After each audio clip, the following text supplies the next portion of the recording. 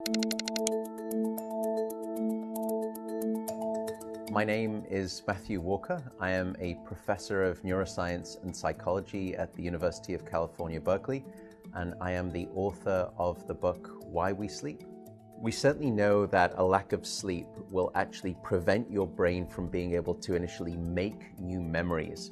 So it's almost as though without sleep, the memory inbox of the brain shuts down and you can't commit new experiences to memory. So those new incoming informational emails are just bounced and you end up feeling as though you're amnesic. You can't essentially make and create those new memories. We also know that a lack of sleep will lead to an increased development of a toxic protein in the brain that is called beta amyloid, and that is associated with Alzheimer's disease, because it is during deep sleep at night when a sewage system within the brain actually kicks into high gear and it starts to wash away this toxic protein, beta amyloid.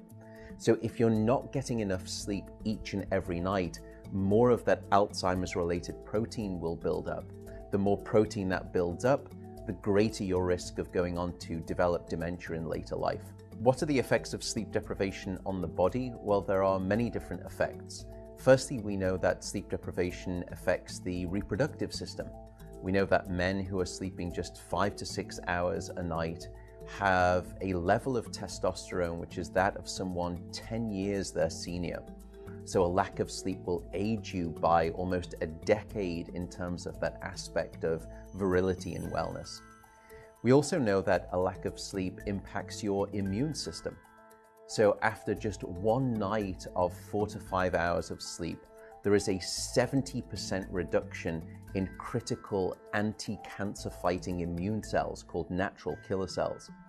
And that's the reason that we know that short sleep duration predicts your risk for developing numerous forms of cancer. And that list currently includes cancer of the bowel, cancer of the prostate, as well as cancer of the breast. In fact, the link between a lack of sleep and cancer is now so strong that recently the World Health Organization decided to classify any form of nighttime shift work as a probable carcinogen. So in other words, jobs that may induce cancer because of a disruption of your sleep-wake rhythms. We also know that a lack of sleep impacts your cardiovascular system, because it is during deep sleep at night that you receive this most wonderful form of effectively blood pressure medication. Your heart rate drops, your blood pressure goes down. If you're not getting sufficient sleep, you're not getting that reboot of the cardiovascular system. So your blood pressure rises. You have, if you're getting 6 hours of sleep or less, a 200% increased risk of having a fatal heart attack or a stroke in your lifetime. There is a global experiment that is performed on 1.6 billion people twice a year, and it's called daylight savings time. And we know that in the spring, when we lose 1 hour of sleep, we see a subsequent 24% increase in heart attacks the following day. Another question perhaps is, what is the recycle rate of a human being? How long can we actually last without sleep before we start to see declines in your brain function or even impairments within your body?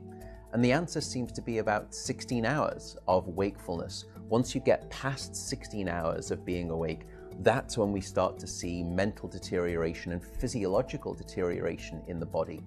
We know that after you've been awake for 19 or 20 hours, your mental capacity is so impaired that you would be as deficient as someone who is legally drunk behind the wheel of a car.